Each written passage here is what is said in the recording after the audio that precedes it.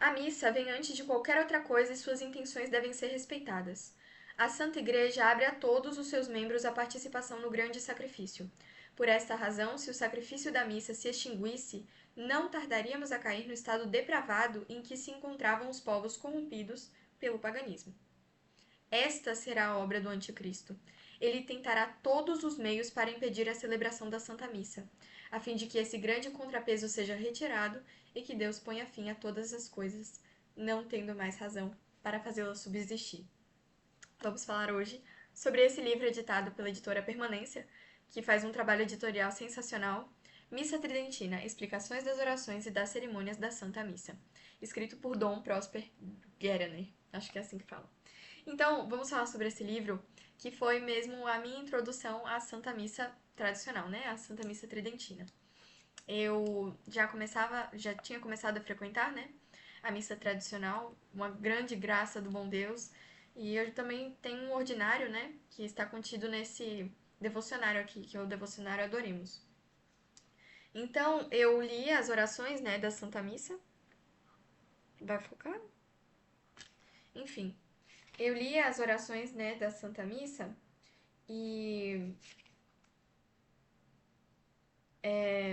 mas eu não tinha a compreensão muito profunda, né, do significado, das origens de cada uma delas. E esse livro me caiu perfeitamente, né, como uma luva, porque ele, mesmo sendo pequeno, né, como dá pra perceber, ele não é um calhamaço, né, ele não é enorme. Ele passa de forma simples, né, de forma complexa e profunda cada oração da Santa Missa, cada parte da Santa Missa ele explica. Então é realmente muito bonito. Esse livro, ele trata principalmente da missa solene, né, com incensação, mas serve para a missa rezada e para a missa cantada, porque ambas as missas, né, têm as orações da missa solene. Só que a diferença é que a solene, como o próprio nome diz, é mais solene porque tem incenso. Então, qual que é a importância desse livro? Vocês escutaram o trecho que eu li, né, falando sobre como o demônio tenta ao máximo extinguir a missa. E é isso que Dom Lourenço vai falar logo no começo, né, no prefácio desse livro. Então ele faz um prefácio sensacional explicando as diferenças entre a missa nova e a missa tradicional, as problemáticas, e também tem eu acho que tem um pós-fácil, um anexo, um artigo de Gustavo Corsão, chamado A Primeira Missa, que é sensacional também, é muito bonito, muito bem escrito, né? Esse anexo é muito bonito, muito bom. Então, falando agora sobre o livro, né? E não sobre os apêndices. É, a primeira parte do livro vai falar sobre a preparação. Então, vai falar sobre o Salmo Judicame, o Confiteor e a incensação.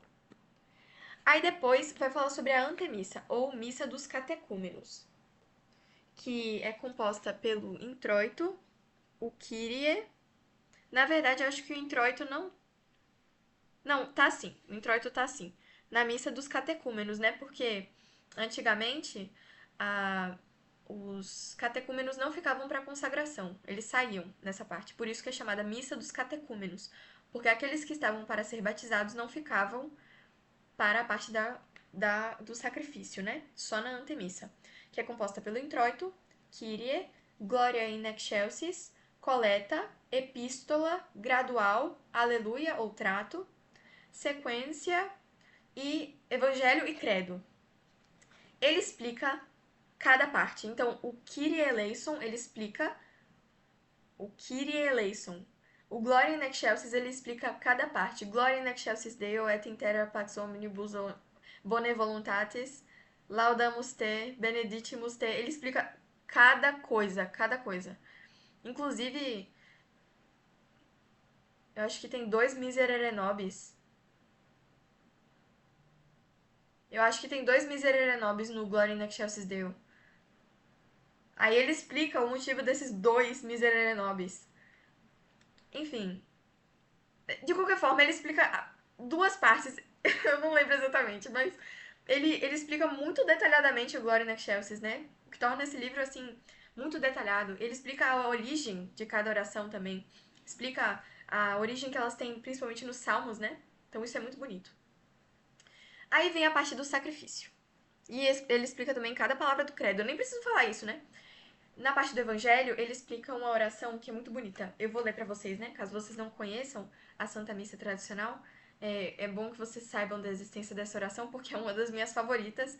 Eu tenho um grande amor por essa oração, né?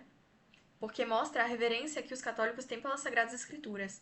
Então, antes do padre proferir o Santo Evangelho, aliás, ele incensa, né, as Sagradas Escrituras na hora que ele vai proferir o Santo Evangelho. Tamanho é o respeito que os católicos têm pelas Sagradas Escrituras. E a oração, né, Munda Cor Meum, é a seguinte: Purificai-me, Deus onipotente, o coração e os lábios, vós que purificastes os lábios do profeta Isaías com um carvão em brasa. Pela vossa misericordiosa bondade, dignai-vos purificar-me, de modo a tornar-me capaz de proclamar dignamente o vosso santo evangelho. E então ele faz isso inclinado no meio do altar. Quando ele termina, ele se volta, né? E vai para o lado direito do altar rezar. Rezar não, né? Ah, oh, nem terminei o Mundo Acormeum. Dignai-vos, Senhor, abençoar-me. Esteja o Senhor no meu coração e nos meus lábios, para digna e competentemente proclamar o seu evangelho. Amém. Então, sequência Sancti Evangelii, aí fazemos nos persignamos, né? Então, quando ele termina, ele faz ainda outra oração. Por estas palavras do Evangelho, perdoados sejam os nossos pecados. Continuando aqui no sumário, né? A parte do sacrifício. Tem a parte do ofertório, que agora falando pessoalmente, é a minha parte favorita da missa, sem contar a consagração, né? O ofertório é a minha parte favorita da Santa Missa e eu acho que o ofertório é essencial, porque ele torna muito claro que o que está sendo feito não é um banquete, não é meramente uma celebração, não é simbólico, não é nada. E na missa tradicional é bem diferente. Bem diferente, porque tem muitas orações do ofertório e todas elas deixando muito claro o caráter sacrificial da Santa Missa. Que o que está a vir não é meramente uma ceia, não é simbólico, é um sacrifício. Então, tem a parte da incensação, do lavabo. A explicação do lavabo é muito interessante também. Suscipe sancta trinitas, o orate fratres, que ele fala, né, que é a última vez que o padre se vira para o povo antes do sacrifício, essa é a última vez, e depois ele só vai se virar quando o sacrifício já tiver sido feito, né? Aí tem o prefácio, o sanctus, e aí começa o cânon, com o Te Igitur, Memento dos Vivos, Comunicantes, Hanc Igitur, eu acho que é Igitur ou Igitur, não sei. Quam Oblationem, aí vem a consagração da hóstia, a consagração do vinho e as outras orações, né? Um de et memores, supra que propitio, supplices te rogamus, memento dos mortos, nobis quoque peccadoribus, perquem rec omnia. Meu latim é travado, tá, gente? Não me cobrem isso. Então, quando termina a parte do sacrifício em si, vem a parte da comunhão, com a oração dominical, Pater Noster, Libera nos quesemus, Agnus Dei, orações antes da comunhão e a própria comunhão. E aí vem a conclusão, o pós-comunhão, Ite Missa Est, Bênção e Último Evangelho.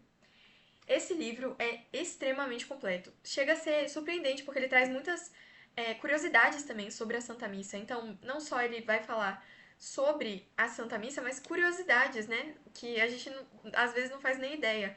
Sobre a origem de cada oração, né? Ou se ela foi anexada. Enfim, tem muitos pormenores que esse livro trata e todos de forma muito bonita, né? Como vocês viram, a forma de escrita do padre logo no começo dessa padre?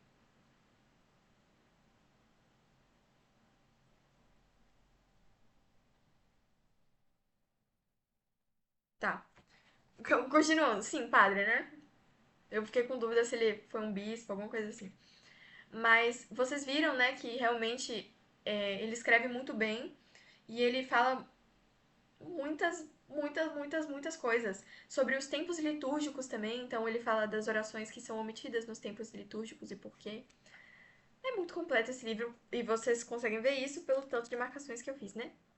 Eu não vou dar spoiler do livro, não. Leiam vocês e tirem suas próprias conclusões. Venham aqui também falar o que vocês acharam, tá? Leiam.